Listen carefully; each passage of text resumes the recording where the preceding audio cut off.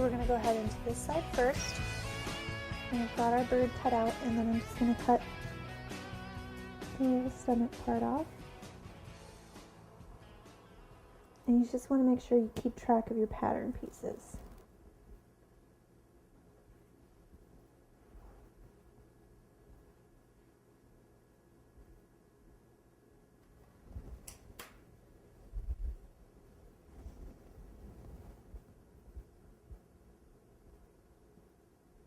If you've got kind of a rough edge, you can go back with your paring knife or your X-Acto knife, clean it up a little bit.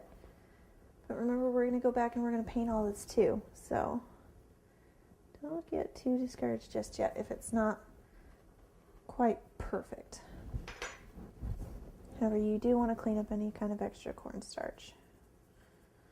For that, I just recommend using a damp brush.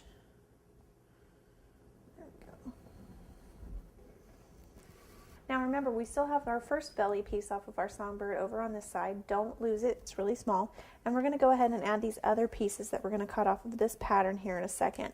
And you shouldn't get them confused. It's pretty obvious where they go. But if it helps, you can just keep them on opposite sides of the counter. Or if you have really, really small handwriting, you can of course label them.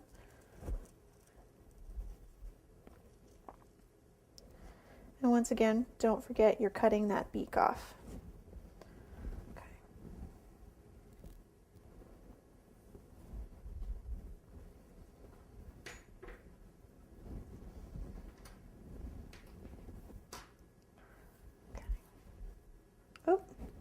I actually made a mistake. I forgot to take those belly pieces off. So what I'm going to do is this is what happens if you make a mistake. Go ahead and use that same kind of pin technique to mark the parts you need to remove.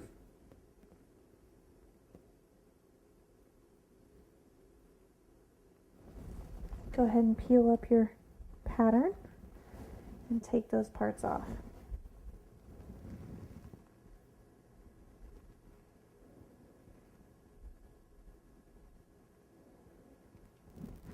If you're having a hard time figuring out where it's supposed to go, feel free to always kind of line your pattern back up, and that'll help you figure it out.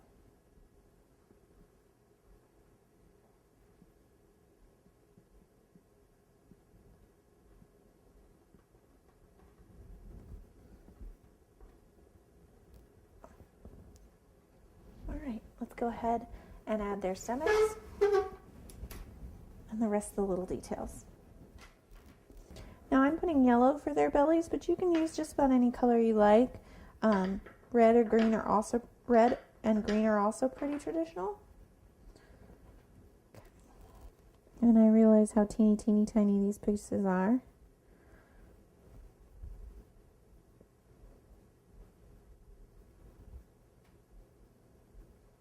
Just do your best at getting them on there.